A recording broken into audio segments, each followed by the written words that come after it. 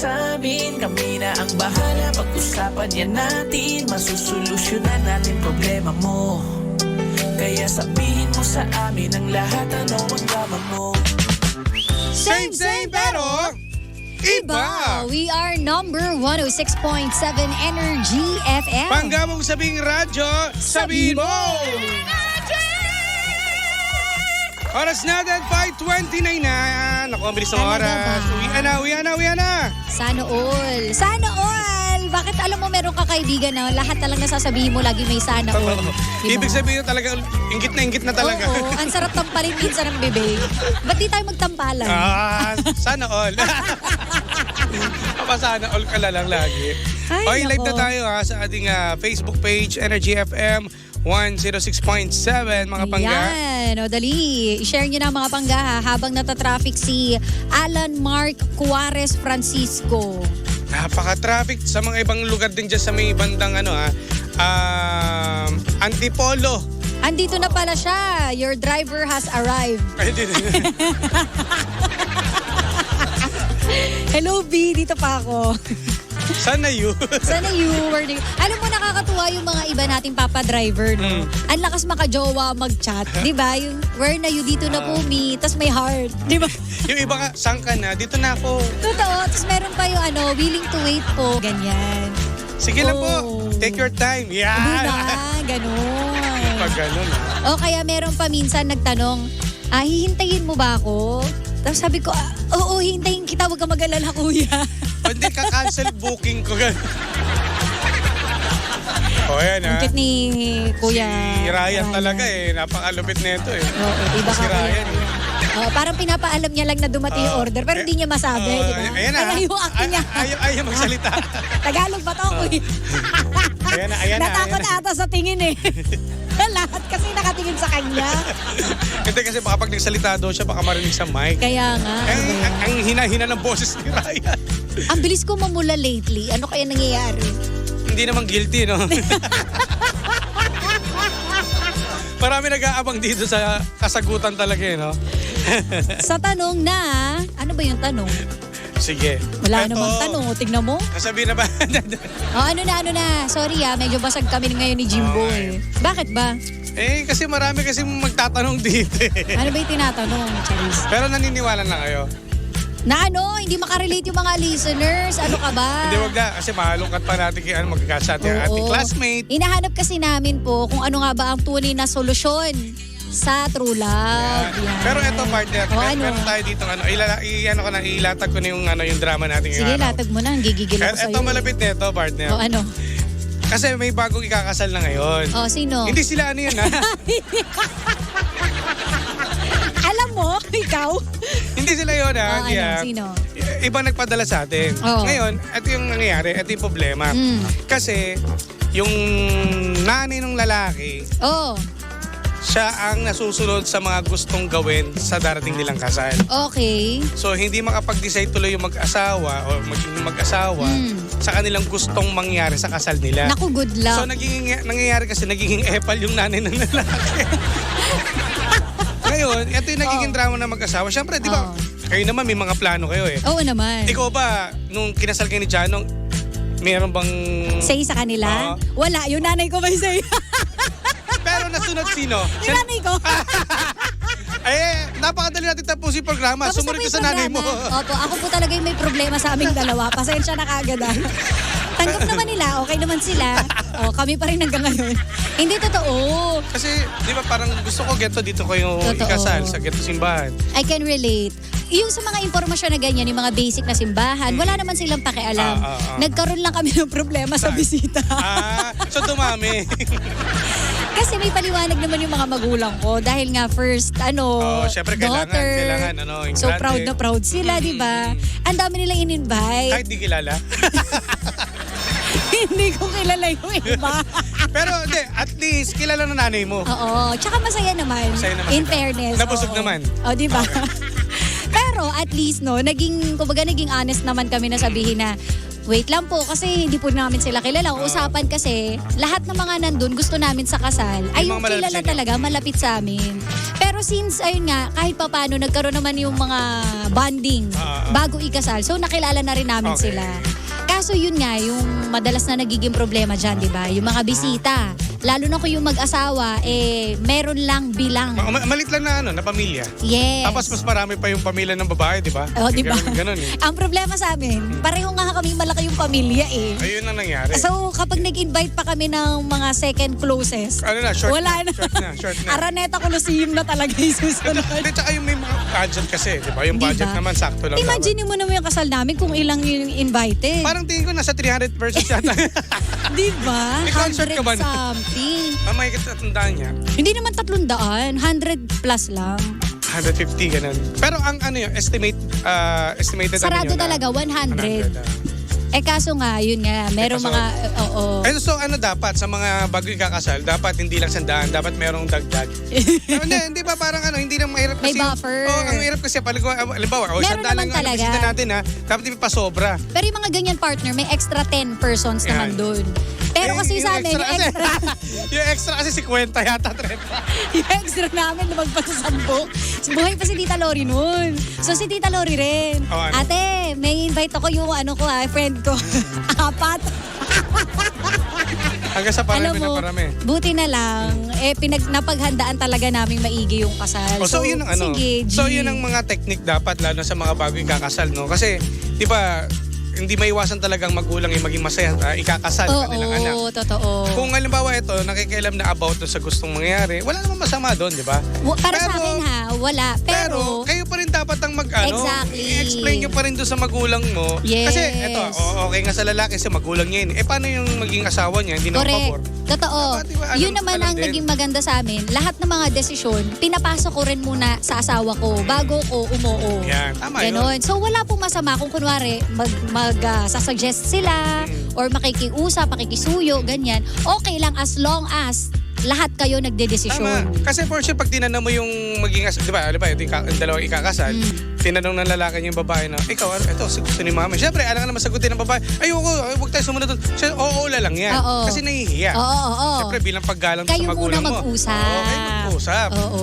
Kahit na, di ba, hindi, kikitain natin si mama kasi sabi niya, siyempre, wala nang ibang sasagutin niya. Opo, sige po, kayo po bahala, kayo po, okay lang po. Pero sa isipan inside niya, niya. hindi niya, ano yan, Correct. may gusto siyang isuggest, kaso nga lang, nahihiya na siya. Yes. So, ang mahalaga, kunwari sinabi sa'yo ng nanay mo, ikaw magre-relay sa mapapangasawa Tama, mo oo. and kayo mag-uusap. Tsaka mo sasabihin sa nanay mo na, Mami, eto po yung desisyon, okay lang po. Ganon. Dapat ganun. Hindi yung...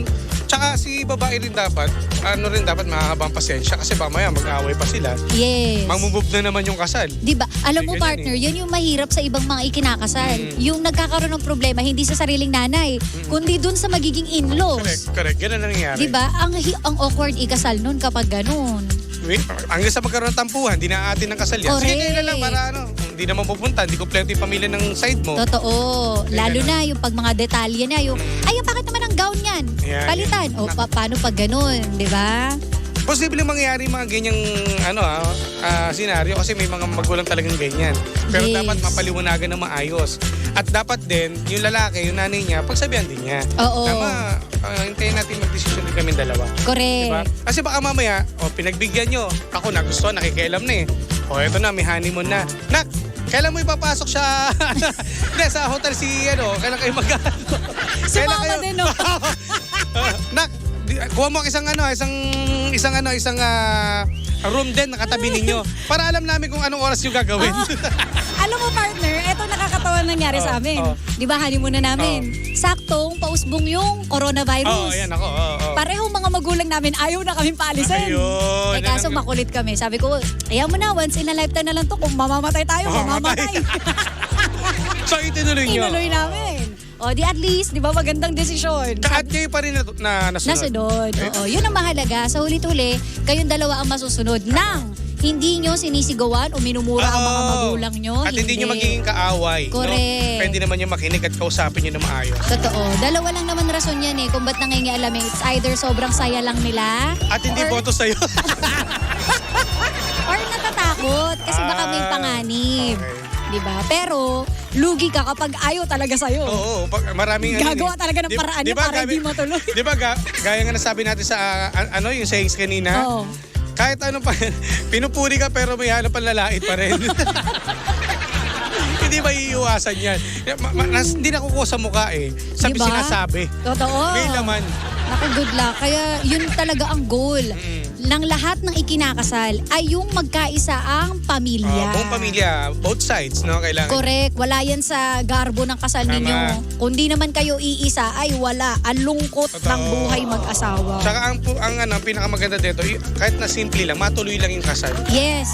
Totoo yan, partner. No? Kasi ang sabi mga problema, paurong yung schedule ng kasal eh. Oo. Kasi yan na ba na natin, i-reschedule natin kasi ganito, kasi si mama ganito, ganyan. Diba, dapat masunod tayo sa date. Yes. Diba, ito talaga, final na to. Sabi nga nung mga nakatatanda, no, parang you will never be ready. Yung wala talagang perfect na ano eh. Oo. Kasi iba yun yung hinintay, kailangan ready na ako ganito, ready na ako sa ganyan. Kung hindi mo siya gagawin, hindi ka pa gagawa ng paraan para maging ready. Totoo. Kailangan kikilos ka dito. Correct. Kasi meron kang, di ba, sabi mo, ito, date na to. Pero parang wala ka namang ginagawa. So, mauurong. Kaya dapat pag sinabi mo yung date, dapat may isang salita ka rin. Wag puro yabang. Kasi may ganun eh. May mga, oy, kasal namin sa ano ha? Eh, hindi natuloy. Mahirap yung Umaasa ganun. yung mga ninong kasi kukuha ka na. Di ba ganun? Suppliers. Dapat yung partner, di ba ready na? Di ba? May timeline. Inabisuhan yun yung mga ninong, ninang, di ba? Yung mga sponsor, di ba? Eh, hindi natuloy. Mapapaya kayo. Totoo. Tapos nagka-pandemic pa, di nagkandamatay na lahat nung in-invite mo, Oo. di ba? Sama-sama kayo. Isang Ano na buhay. nangyari? Isang buhay, isang wakas. So yun ang mahalaga. Tandaan nyo, ang wedding mahalaga pero mas mahalaga ang marriage Correct. talaga. Yung pagsasama ninyo. Tama, ganun lang yan. Hindi lang basta yung program o kung ano mang anik-anik dyan sa kasal. Pero when it comes to program naman, madali naman po kaming kontakin. If ever ito, si Kuya. Ay, oo. Sabihin mo sa nanay mo, pwede kami yung dito yung mag-host Sheena, dito yung sound system. Kaya namin yung mga Lahat, one day before ng wedding, di ba partner? May isang kami dyan, kaya namin. Oh. Yung mayroon pa partner yung uso ngayon, di ba yung mag-edit ka? Ah yes, Same content edit ba yun? creator. Same edit ba yun? Oh, yun. Kaya din po namin yan. Kaya. Lahat po, pati invitation, gumagawa rin po kami. Kaya maganda rin yung pasok niya eh. Kasi nga, malapit na mag-June, no? Di ba May na Totoo. ngayon, malapit na kasalan. Kunin nyo na yung team namin. Wala na Ayan. kayong po problemahin. Pero bago pala mag-June, Oh, malapit na pala ang Mother's Day, this coming Sunday na. May 12. yes. Di ba? Oh, Mother's Day, no? Oo. Hello po sa mga nanay. Happy Mother's Day. Lapit na pala. Sige. Ang saya daw ng topic ngayon. eh. Sabi ni Hazel Acanto. Kasi marami mga makaka-relate dyan. Tama naman din si Kuya, no? Dapat din hingin mo rin ng komento yung partner mo. Kasi may puro mother mo lang. Correct. Asawa yan, ha? Oh, sabi kasal na, uyak later, sabi ni Vance. Kapag-isipan mo. Oo, Kinosensya. Naku, yung mga Kinosensya. ikakasal. Baka mamaya papakasal lang kayo for the sake of masabi lang. For pagmayabang lang. Nakikinig po ang aking mga ka-office mate ngayon. Sabi, hello daw, Lavella. Soon to be bride siya. Oh, good yun luck, naman pala eh. girl. Congrats ha. Sana Good luck? Bakit good luck? Congrats! Hindi. Hindi. Normal lang yung masabi mo ng good luck. Good luck. Lumalabas talaga yung totoo. Good luck. Hindi, sabi mo, good luck and may the force be with you. Yes. Good luck. Good luck and congrats. Di ba dapat kaduktong yan eh? Oo, Good totoo. luck and congrats. Akala nyo ha, saya-saya nyo pag kinasal. Ang totoong hamon ng buhay after ng kasal. Kumbaga, napaka-challenging yan eh. Pag Totoo. nakasal ka na. And masaya. Masaya ba, partner? Dito masusubukan. Oo, totoo. Yung haba ng PC mo. Diba? Ganun naman talaga sa mag-asawa eh. Correct. Depende yan sa haba. Oo. Ng pasensya. Pasensya.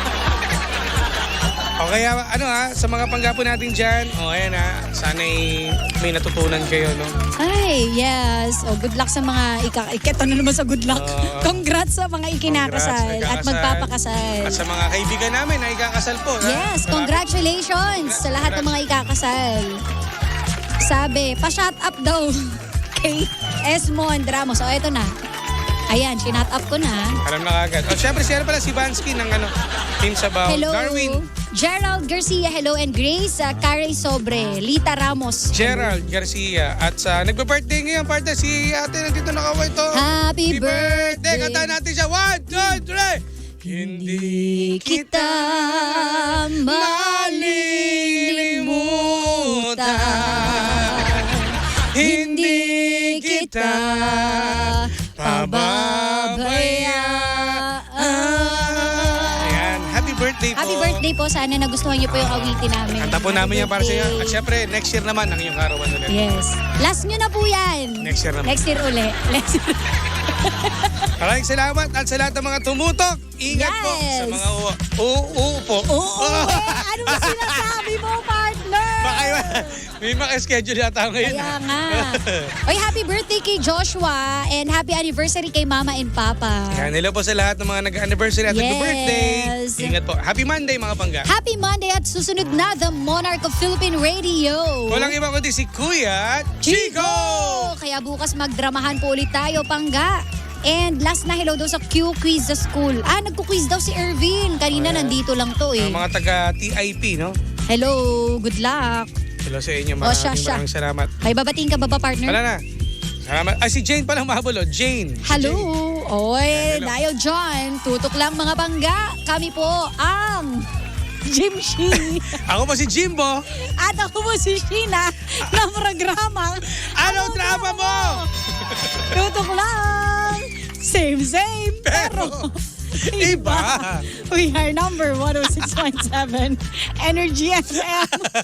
Pagga, huwag mo sabihin radyo. Sabihin mo, Sheena. Energy!